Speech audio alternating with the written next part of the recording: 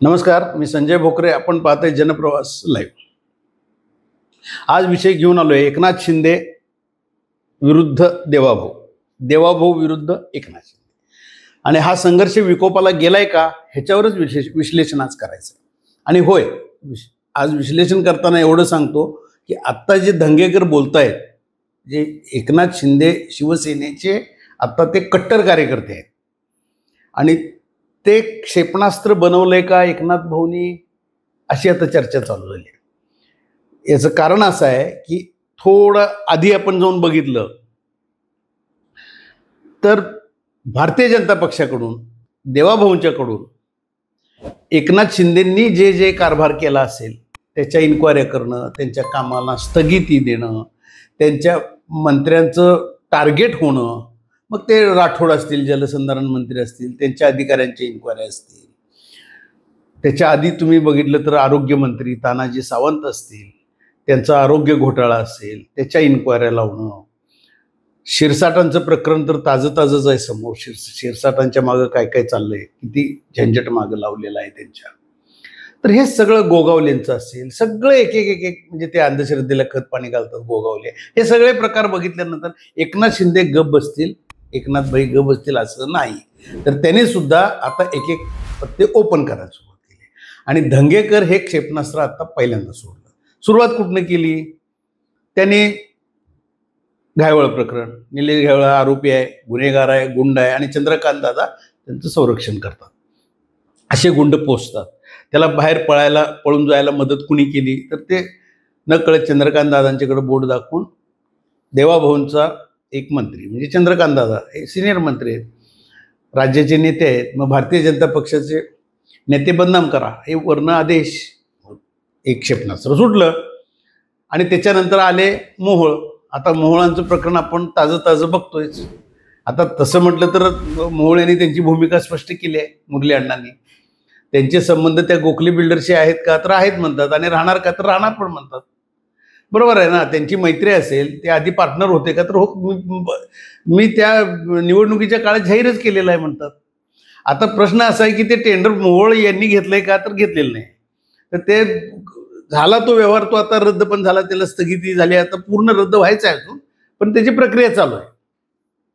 आणि एकनाथ शिंदे येतात, नुकतेच ते आले आणि दंगेकरांना मी ताकीद दिले, प्रकरण शांत होईल.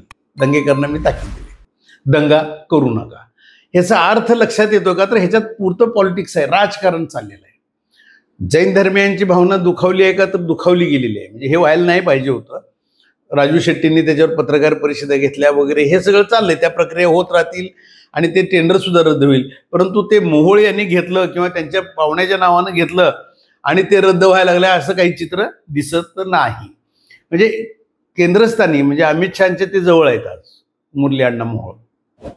तिथंही त्यांना बदनाम करून टाकायचं आणि ह्याची कात्रणं, ह्याचे सगळे ते क्लिप्स हे वरपर्यंत पोचवायचं. म्हणजे जेणेकरून भारतीय जनता पक्षामध्ये देवाभाऊंचे जे काही खंदे समर्थक आहेत, जे मंत्री आहेत, ते कसे बदनाम करायचे आणि ते वरपर्यंत अमित शहांच्यापर्यंत कसं पोच करायचं, नरेंद्र मोदी साहेबांच्यापर्यंत, पंतप्रधानांच्यापर्यंत कसं पोच करायचं, जेणेकरून देवाभाऊंची प्रतिमा मलिन करायची, देवाभाऊंची छबी खराब. जसं एकनाथ शिंदेच्या बाबतीत प्रतिमा खराब झाल्या त्यांच्या मंत्र्यांच्यामुळं, त्यांची प्रतिमा खराब व्हायला लागली ती. परंतु आता मग ते एकमेक बदला कसा घ्यायचा? तुम्ही माझ्या मंत्र्यांची बदनामी केली, मी तुमच्या मंत्र्यांची बदनामी केली. फक्त ते हा सुप्त संघर्ष आहे. हा सुप्त संघर्ष आता कदाचित उघड सुद्धा होण्याची शक्यता नाकारता येत नाही. कारण देवाभाऊ गप बसतील का? आता देवाभाऊ पण गप बसणार नाही त्याच्यामध्ये. कारण ह्याच्या जरी मुरली अण्णा सुद्धा काय उघडपणे कुठंच कायदेशीर प्रक्रिया बघितली तर कुठंच ते सापडत नाहीत. सगळं तपास करून बघितला तर मुरली अण्णा त्याच्यात दोषी आहेत का तर नाही आहेत. भारतीय जनता पक्षाचे ते मंत्री आहेत, परंतु त्यांना डॅमेज करायचं. आणि दंगेकरांचं त्यांची दुश्मनी हे सगळ्या पुणेकरांना माहिती आहे. हा व्यवहार गोखले बिल्डरनं केलाय, ते भोगतील, कॉन्ट्रॅक्टर भोगतील, त्यांना ते द्यायला लागेल आणि त्यांनी तसं ते व्यवहार पण रद्द म्हणजे पैसे देऊन टाका असं त्यांनी कळवलंय. पण परंतु ह्याच्या आतलं जे राजकारण आहे ते मात्र आता विकोपाला निघाले. महायुतीमध्ये हे संघर्ष विकोपाला जायला लागलेत, विशेषतः देवाभाऊ वर्सेस एकनाथ शिंदे. आणि हे इतके विकोपाला गेलेले आहेत की केंद्रीय नेतृत्वानंच ह्याच्यात मार्ग काढणं गरजेचं आहे. नाहीतर इथनं पुढच्या काळात आणि कोण कोण मंत्री बदनाम होतील भारतीय जनता पक्षाचे सांगता येत नाही. कारण चंद्रकांत दादांचा सुद्धा कुठंच हात दिसून आला नाही. घायवळ प्रकरणामध्ये कुठले पुरावे सादर केले नाहीत. धंगेकर हे पुरावे देत नाही. आता ह्याच्यात गोखले बिल्डर आहेत, ते पार्टनर आहेत, अमुक आहे तमुक आहे, ते कबूलच केले ना त्यांनी आधी. त्यात नवीन काय सांगितलं त्याच्यामध्ये? धंगेकरांनी काम चांगलं केलंय का? तर हे व्हायला नको होतं, जैन समाजाची जागा जात नाही, हे काम तुमचं चांगलं झालंय. परंतु त्याच्यातनं हे मंत्री बदनाम होत आहेत का? तर होत आहेत, तर त्याचे पुरावे द्या. मग म्हणजे उगीचच बदनामी ही का चालली आहे? तर हे वर्ण आदेश. आमच्या मंत्र्यांचे तर कुठं पुरावे आहेत? आमचे शिरसाटांचं तर कुठं निघालंय? तुम्ही जे आरोप करता आमच्या मंत्र्यांच्यावर ते तर कुठं साबित होत आहेत? मग आम्ही केले म्हणून बिघडलं कुठं? हे वाद विकोपाला निघालेले आहे.